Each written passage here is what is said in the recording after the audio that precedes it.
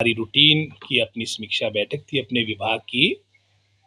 और कुछ दिनों से मैं भी अपने विधानसभा क्षेत्र और अन्य जगह का मेरे कार्यक्रम थे, टूर्स थे। तो हमारे जो वर्तमान में हमारी रूटीन की अपनी समीक्षा बैठक थी अपने विभाग की। और कुछ दिनों से मैं भी अपने विधानसभा क्षेत्र और अन्य जगह का मेरे कार्यक्रम थे, टूर्स थे। तो हमारे जो वर्तमान में मैं समझता हूँ जो सरकार, हमारा विभाग कदम उठा रहा है, जिसके माध्यम से हमारी शिक्षा प्रणाली और बेहतर हो, जो हमने निर्णय किए उससे संबंधित आज की रिव्यू बैठक थी। और मुख्यतः इसमें मैं समझता हूँ जो हमारी कैबिनेट भी 1 तारीख को है, उसमें भी कुछ बातों को लेकर चर्चा हुई कि कौन-कौन से मुद्दे हमारे शिक्षा विभाग के इसके तहत आ सकते हैं। और इसके अलावा भी कई और मामले, उदाहरण के तौर पे हमारे पीडब्ल्यूडी विभाग की बात करें, क्योंकि हमारी जो नोडल एजेंसी है, जहाँ धन का बंटन शिक्षा विभाग करता है, आगे जो कार्य आपकी स्कूल बिल्डिंग, कॉलेज बिल्डिंग, उसका कार्य लोक निर्माण विभाग करता है। बहुत से हमारे ऐसे अनयूटिलाइज्ड फंड्स है, तो उसके बारे में भी हमने पूरी जानकारी मांगी है विभाग से, और इसके बारे में शीघ्र सचिव शिक्षा और हमारे पीडब्ल्यूडी विभाग के हमारे अधिकारी मिलेंगे, ताकि प्राथमिकता के आधार पे हम फंड्स का बंटन उन स्कूल भवन के लिए या उन कॉलेज भवन के लिए करें जो लगभग अब कंप्लीशन की स्टेज पे पहुंच चुके हैं। जो आपके अनस्टार्टेड वर्क्स है, वहाँ के फंड्स की रीएप्रोप्रिएशन के माध्यम से आपके उन स्कूल और कॉलेज भवन के लिए पैसे का बंटन हो, जहाँ पर अब लगभग कंप्लीशन पे आपके कार्य आ चुके हैं, क्योंकि अब इस फाइनेंशियल ईयर के भी मात्र 3-4 महीने शेष रह गए हैं। और बहुत से हमारे ऐसे फंड्स हैं जहाँ पर मैं समझता हूँ रीएप्रोप्रिएशन की आवश्यकता है। इसको लेकर भी विभाग के हमारे सभी अधिकारियों के साथ चर्चा हुई। बहुत से कुछ मामले हमारे कानूनी समझता हूँ लिटिगेशन में फंसे हैं, इसको स्पीड अप करने की भी आवश्यकता है। और वर्तमान में जो हमारी बैच वाइज रिक्रूटमेंट चली है, उसके बारे में मैंने फीडबैक लिया। तो ये सारे मुद्दे थे जिसके बारे में आज एक रिव्यू बैठक हमारी शिक्षा विभाग की हुई है। वहाँ पर मैं समझता हूँ ट्रेन मैन पावर जाए, पूरी जो आपके आरएनपी रूल्स, जो आपकी क्वालिफिकेशन है, उसमें कोई भी कॉम्प्रोमाइज़ ना हो। तो इसको लेकर अभी हमारी डिपार्टमेंट के स्तर पर अभी चर्चा चल रही है, और हमारा प्रयास रहेगा कि हम इस नीति के साथ शीघ्र कैबिनेट में जाएं। मैं तो दिल से तो चाहता हूं जो आप बोल रहे हैं, पर अब आने वाले समय वैसे भी अब नेक्स्ट ईयर तो वैसे भी पार्लियामेंट का आपका इलेक्शन रहेगा, तो मैं समझता हूँ 3-4 महीने की तो वैसे आपको राहत रहनी है कि ट्रांसफ़र नहीं होगी। और हम पूर्ण रूप से पूरा विभाग इस बात को लेकर चिंतन करे, प्रयास करे कि अपनी हमारी जो प्रणाली है उसमें सुधार हो। और ये आपने बिल्कुल सही कहा, इस ट्रांसफ़र के माध्यम से पूरे विभाग की फिर मैं समझता हूँ सोच में परिवर्तन आ जाता है। ट्रांसफ़र एक कम से कम हो, और एकेडमिक सेशन के दौरान तो ना ही हो तो ज़्यादा बेहतर है। इस सोच के साथ भी हम आगे अवश्य विचार करेंगे। शास्त्रीय से होगा क्या कुछ प्लान? आज समय की आवश्यकता है, नीड ऑफ द आवर है कि हम अपनी शिक्षा प्रणाली को सुधार लाए, और इसी सोच के साथ माननीय मुख्यमंत्री ने ये अपना वक्तव्य दिया था। और जैसे हमने शुरू में भी कहा, जब ये सरकार का गठन हुआ, कि वर्तमान में हमारा ये पहली प्राथमिकता रही कि जो हमारे खुले हुए संस्थान हैं उनको स्ट्रेंथन किया जाए, उनको मजबूत किया जाए, उनको सुदृढ़ किया जाए। और जो व्यवस्था परिवर्तन की आप बात कर रहे हैं, सबसे बड़ी व्यवस्था परिवर्तन यही है कि हमने इस दौरान कोई भी नए स्कूलों का अपग्रेड नहीं किया, क्योंकि हम पहले चाहते हैं, जैसे हमने अब हायर एजुकेशन में विशेषकर कॉलेजेस में जो आपके वर्षों से प्रिंसिपल्स के पद रिक्त थे वो लगभग भरे जा चुके हैं।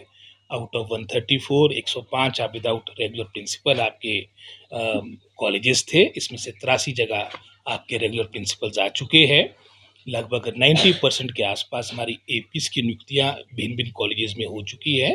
550 के आसपास की संख्या अभी हाल में ही हमने 3-4 महीने में उनको अपॉइंटमेंट दी है। और इसके उपरांत हमारी बैच वाइज जिसके माध्यम से 2252 पोस्टें हमारी फिलअप होनी है।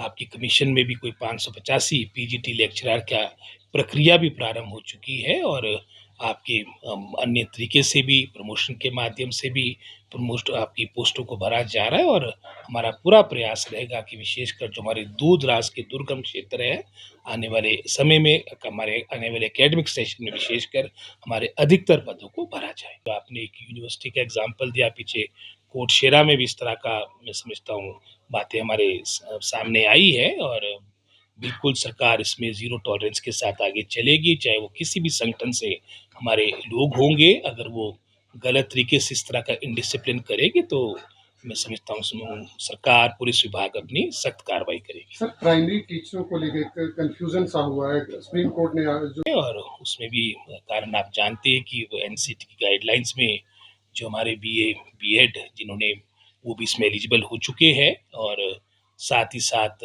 वर्तमान में जो हमारे जिन्होंने 5 साल से इसमें शिक्षा इस कोर्स में की है संस्कृत में, तो उनका इसको लेके विरोध है कि इसमें उनकी एलिजिबिलिटी के साथ एक तरह से हमारे साथ मैं समझता हूँ नाइंसाफ़ी है। लेकिन अब अल्टीमेटली अब जो इसमें रिक्रूटमेंट होनी है वो एनसीटी की गाइडलाइंस के अनुसार होनी है। अभी हमारे जो शास्त्री वर्ग के जो 5 वर्ष वाले हमारे जो भिक्षु है उन्होंने इस मामले को लेके हाई कोर्ट में भी गए हैं, लेकिन वर्तमान में अभी तक इसमें कोई इस तरह का मतलब स्टे तो नहीं मिला है। लेकिन अभी वर्तमान में सरकार ने अभी जो आपकी रिक्रूटमेंट प्रोसेस थी लगभग 190 के आसपास हमारे ये शास्त्री बैच वाइज के माध्यम से आपके रिक्रूट होने थे, ये प्रक्रिया में कुछ समय के लिए विराम लगाया है। आज की चर्चा हमारी कैबिनेट की हुई है और हमारा प्रयास है कि शीघ्र अतिशीघ्र इसको लेके भी हम कैबिनेट में आए। होगी वो विदाउट जो एज पर जो हमारे सुप्रीम कोर्ट की गाइडलाइंस है उसके अनुसार होगी। अब उसमें बीएड को बाहर कर दिया गया है और उसके अनुसार ही सुप्रीम कोर्ट से ऊपर तो कोई नहीं है, एज पर सुप्रीम कोर्ट ही आपकी फ्यूचर में नियुक्तियां होंगी। सर बीजेपी बिंदल जी तो अब भारतीय जनता पार्टी के अध्यक्ष हैं, उन्हें तो अपनी पॉलिटिकल स्टेटमेंट देनी है, लेकिन बेहतर होता कि वो इस दौरान और विशेषकर जब हिमाचल इस आपदा से बाहर आ रहा है, केंद्र की कितनी मदद हुई प्रदेश के प्रति उसके आंकड़े भी सामने ले आते। और आप सभी जानते हैं कि अगर इस आपदा की बात करें जिसमें लगभग कोई 12,000 करोड़ के आसपास की क्षति हिमाचल प्रदेश की हुई, लगभग 3100 करोड़ के आसपास तो हमारे लोक निर्माण विभाग का ही नुकसान हुआ है, लगभग 2000 करोड़ से अधिक हमारे जल शक्ति विभाग का नुकसान हुआ। कोई ऐसा विभाग नहीं, कोई ऐसा क्षेत्र नहीं जहाँ पर आपका इस आपदा के दौरान नुकसान ना हुआ हो। तो मैं समझता हूँ अगर राहत की बात होगी, अब तो नवंबर का महीना भी अब अंत होने को आ रहा है, एनडीआरएफ की जो हमारे को एक अग्रिम राशि 200 करोड़ की मिली है, उसके अलावा एक पाई भी केंद्र सरकार से हमारे को मिली नहीं। और हिमाचल प्रदेश की जनता जनार्दन जानती है कि इतनी गंभीर मैं समझता हूँ वित्तीय परिस्थितियों के बावजूद भी जब हमारे को 76,000 करोड़ आपको एक तरह से विरासत में ऋण मिला, हर व्यक्ति पर 1,02,000 का कर्ज है हिमाचली पर, इसके अलावा 10,600 करोड़ की देनदारियां है जो एरियर के रूप में आपने अपने पेंशनर्स को अदा करनी है। उसके बावजूद भी आपकी केंद्र से कोई मदद नहीं हुई। ये उन ग्रांट्स को जोड़ रहे हैं जो हमारे को मिलनी थी। अगर पीएमजीएसवाई की हमारी डीपीआर मार्च अप्रैल के महीने में चलेगी जब कोई आपदा की कोई बात नहीं थी, उसको भी ये मैं समझता हूँ राहत के साथ जोड़ रहे हैं। जो राहत के रूप में प्रदेश सरकार की जो मदद होनी थी वो मैं समझता हूँ वर्तमान की हमारी केंद्र सरकार हर तरह से विफल रही है। जैसे मैंने पहले कहा, इस 200 करोड़ के अलावा कोई भी मदद प्रदेश सरकार की नहीं हुई। बेहतर होता है बिंदल जी इन तथ्यों के सामने भी सामने आते।